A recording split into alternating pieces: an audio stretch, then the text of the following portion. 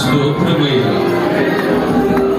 మరణ భయముతో బ్రతుకుతున్న మా బతుకులలో దేవాని స్తోత్రములు. తన పిల్లలు శరీర సంబంధులని రక్త మాంసములు గలవారని ఎరిగి ఈ లోకానికి వచ్చి మరణాన్నే గెలిచిన వాడానికి స్తోత్రాలయ్యా. బలవంతుడానికి స్తోత్రం.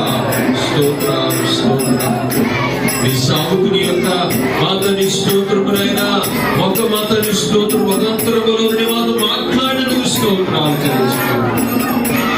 నువ్వు బలవంతుడు అని, దేవా సంవత్సరంలో ఏమి లేదని, సంవత్సరంలో ఉన్న నీ ఆత్మ మాత్రమే, నీవు మాత్రమే బలవంతుడవని, మనుషుల బలహీనులని, నీ వాక్యమే బలమైనదని, నీ అందు విశ్వాసం ఉంచడం వలనే బలము అని మాతో మాట్లాడినందుకు స్తోత్రాలు చెల్లిస్తున్నామయ్యా.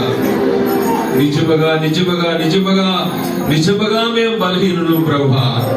మీరు మాతో ఉంటే బలవంతులుగా మాతని ప్రపంచాన్ని కదిలించేవాడిగా మారుతామని మీరు బోధించిన విధానానికి స్తోత్రాలు చెల్లిస్తున్నాను.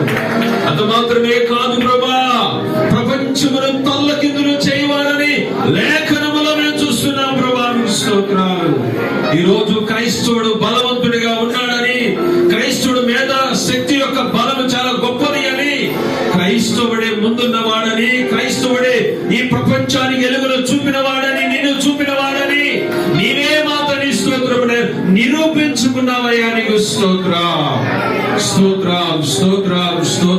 విన్న నీ పిల్లలందరూ కూడా ఆత్మీయంగా బలవంతులై ఈ 3 రోజులు జరుగుతున్న ఈ ఉపవాస కూటాల్లో ఆత్మీయంగా మాతని స్తోత్రమునైనా దేవా మీ స్తోత్ర వాక్యములో, విశ్వాసములో, ఆత్మలో బలవంతులు అవ్వడానికి ఇంకా బలపరచమని ప్రార్థన చేస్తూ ఉన్నాం. ఈ రాత్రి బలపరిచిన వాడానికి స్తోత్రం. ఇంకా 2 రాత్రులు కూడా సంపూర్ణ బలముతో పిల్లలు నింపమని, ఇక్కడ వాడబడుతున్న ప్రతి సావుకుని మీ యొక్క బలముతో నింపి వాడుకోమని ప్రార్థన చేస్తున్నాను దేవా. మీ స్తోత్రం. అంత మాత్రమే కాదయ్యా, స్థానిక సావుకుని బట్టి స్తోత్రాలు, యాకోబు గారిని బట్టి స్తోత్రం, ఇక్కడ దైవ సేవకులందరినీ బట్టి